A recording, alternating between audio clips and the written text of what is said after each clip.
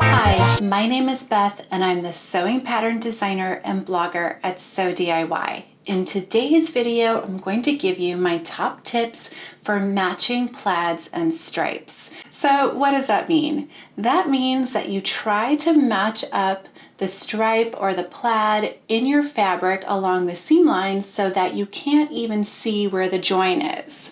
So let's look at an example. Here is a striped loo box top, and this is the side seam, and you can see that those stripes are pretty lined up so that you don't even really see that seam line. So it can be a little bit tricky to get all those stripes and plaids lined up, and I'm going to give you a few tips on how to make that easier. Let's get started. Okay, tip number one is to cut your fabric on a single layer. So usually we would fold our fabric and put the selvages together and then cut out two pieces at one time. But when you're working with a stripe or a plaid like this, it's really hard to tell if the stripes are staying perfectly lined up when it's folded because you can't see through to that other side. So the best way to make sure that everything's going to stay lined up and straight is to cut on a single layer.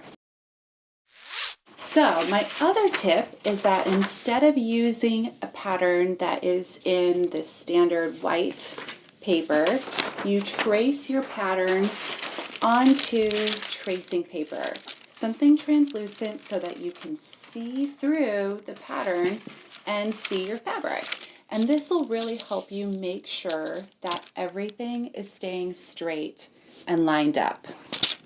See right here, you can just see right through. Okay, everything's lined up. And even these stripes, you could draw another crossways grain on here and check that the stripe is straight going this way too. So when you're sewing something like a shirt and you want to make sure that the stripes are going to line up at the side seams and the center fronts, what I like to do is just take a point on the pattern, like usually a notch that's on the side seam, and line up a stripe with that. You can also just mark on your pattern with a marker where a particular point in the design of your fabric is.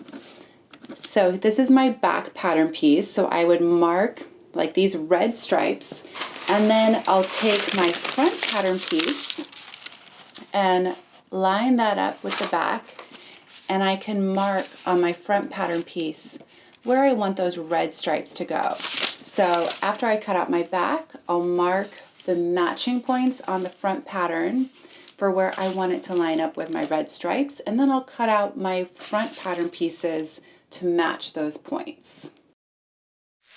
So after you cut out your fabric, it can also be a little bit tricky to make sure that everything is lined up while you're sewing. So I have a couple tips for that. One tip is when you pin your pieces of fabric together, put a pin into every single stripe, or maybe every other stripe depending on how many you have, but that'll help ensure that each of those stripes is lined up. I also recommend that you baste that seam line the first time you stitch it. That way you can look at it, see if it's lined up. If it's not lined up, redo it in part or in whole, and then it's much faster than having to rip out those like regular stitches. Another tip is to use your walking foot. This will ensure that the fabric is fed evenly from the top and the bottom, and is a good way to make sure that your stripes and plaids will stay lined up while sewing. Another way to work with plaids and even stripes is to cut things on the bias. So for example, a really fun place to do this is on the yoke of a shirt or a dress.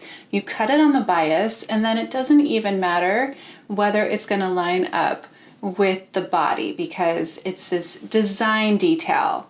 You could also do that for the pockets like I did on this. And depending on your pattern, you may even be able to cut the button placket on the bias. So it's a really fun way to add some design details and not have to worry about matching up all those plaids and stripes.